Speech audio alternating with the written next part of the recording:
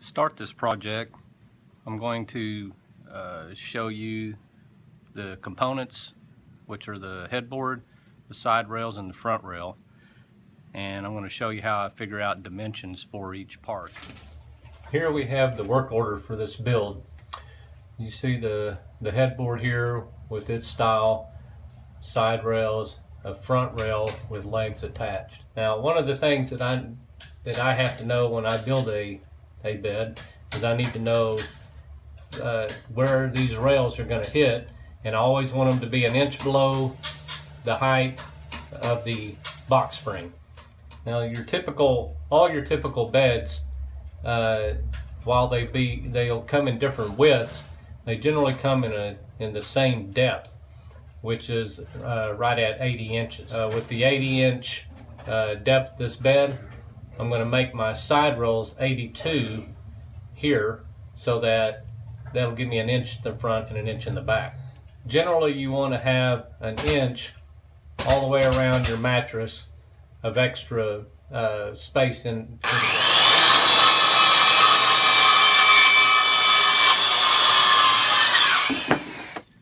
Now, before I figure out how much of a curve I want to take out here, I want to find out where on this board the top of my mattress comes to, and it'll help me determine how much of that curve I think I need. Okay, here's my 61.5, and now I'll go to 25 to find out where my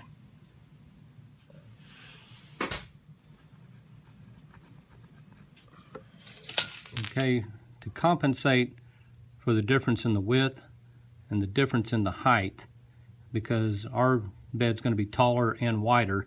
If I were to cut what I think is a 7x7 notch here, it would look a lot smaller on the bigger headboard. I'm going to increase this to 10x10.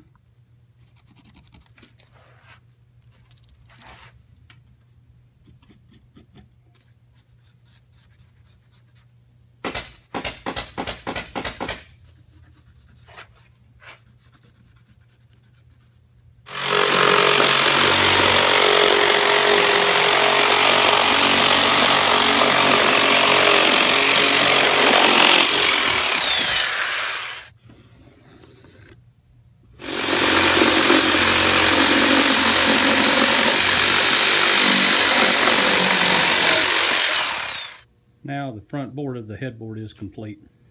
Now in the picture you can see that it's got about a 4-inch leg, wide leg here to about that 3.5 inches there. So what I need to do is cut a 4-inch board that'll go from here all the way down, from the bottom all the way up to a little bit above this cut here.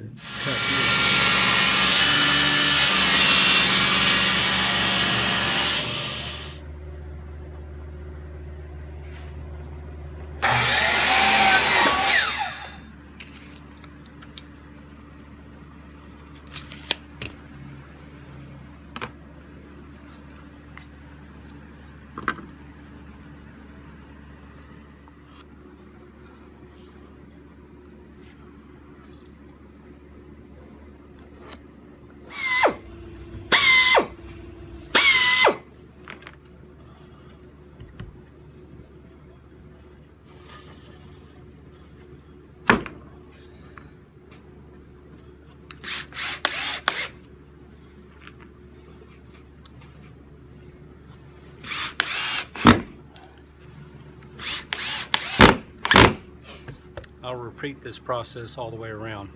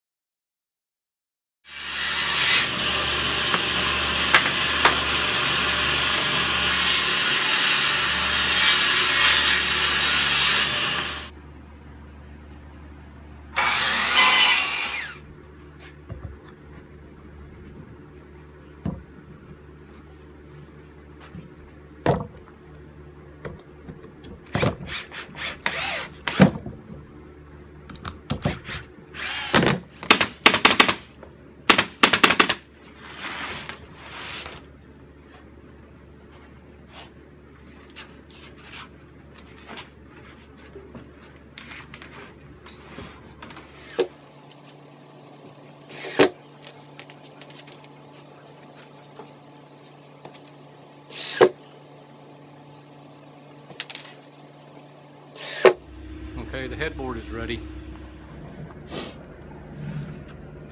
There are several options I have for my side rails.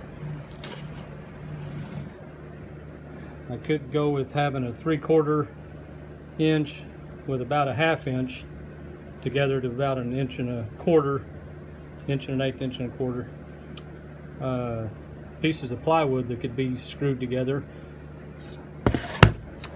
I have the option of taking my 1 1/8 poplar and cutting 3-inch rails and hooking them all together like this as an option when I don't have wide boards.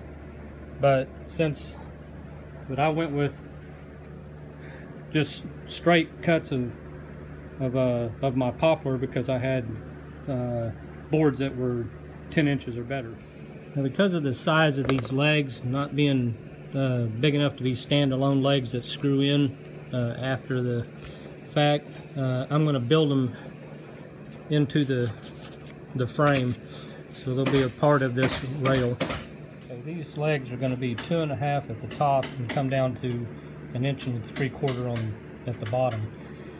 On the sides, you'll see, because my rail is 1 1/8 inches, my front rail, I'm going to have to cut this part of the rail out to be the same as the rail. But I'm also, because this board's only 1 3/4 inches thick, I'm going to have to add another board here, glue it on, and then mark it and cut it off later.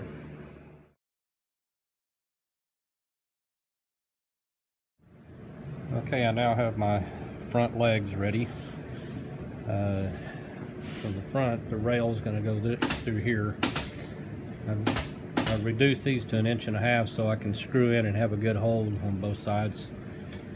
So the 82 that I need across the front, I'll subtract 3 inches to allow for these 2.5 inches, which will make it 79. So my board will be 79 long and 10 tall. On the sides,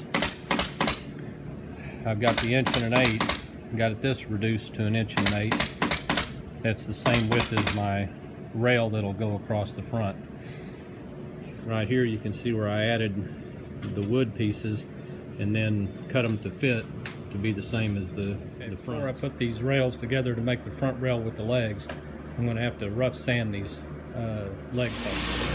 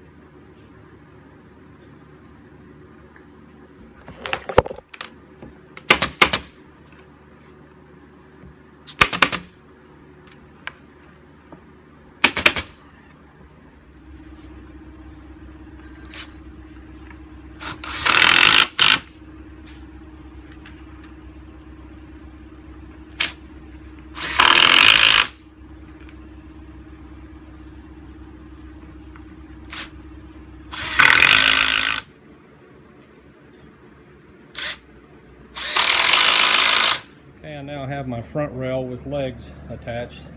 You can see there, this will get upholstered and that'll get stained. And then the other upholstered rail will come into it here.